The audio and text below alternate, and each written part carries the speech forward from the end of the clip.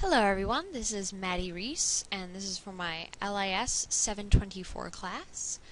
This is my Britanica Academic Edition tutorial, so I'm going to be going over this website and all of the fun things you can do with it.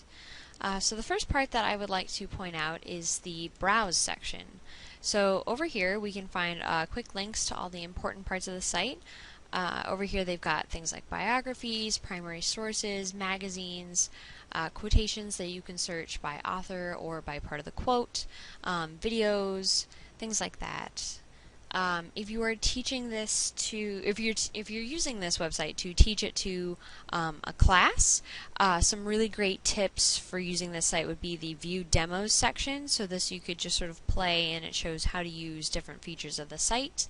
And for really young classes, there's a quick links to a dictionary search. So if there's any words that maybe a younger audience is having trouble with, they'd be able to search it right here and not go through the hassle of trying to figure out what everything means. Over here we've got some research tools which are pretty fun. Compare countries, day in history, timelines, atlas, world data analyst. These are some really great stuff for children who might be doing essays on certain countries that they're not familiar with, or a historical event, things like that. Another cool thing about this site is the news section. So over here we've got the New York Times and BBC News. So these are kinds of things that are going on today in the world. So they're a little bit more up to date as opposed to in history. And the very bottom of this section is the Spotlights feature. So this has just random things that are highlighted from the collection. They could be anything and everything. So right now we've got Guide to Shakespeare, American Presidency, 300 Women Who Changed the World. So they're more general topic, interesting kinds of things that could get some kids interested in learning about things that they might not be necessarily doing a paper on, but this website has a feature for it, so they could be, sort of drawn to that too. I find this website is very easy to use. It's very colorful, there's lots of pictures, and it's very easy to search through things.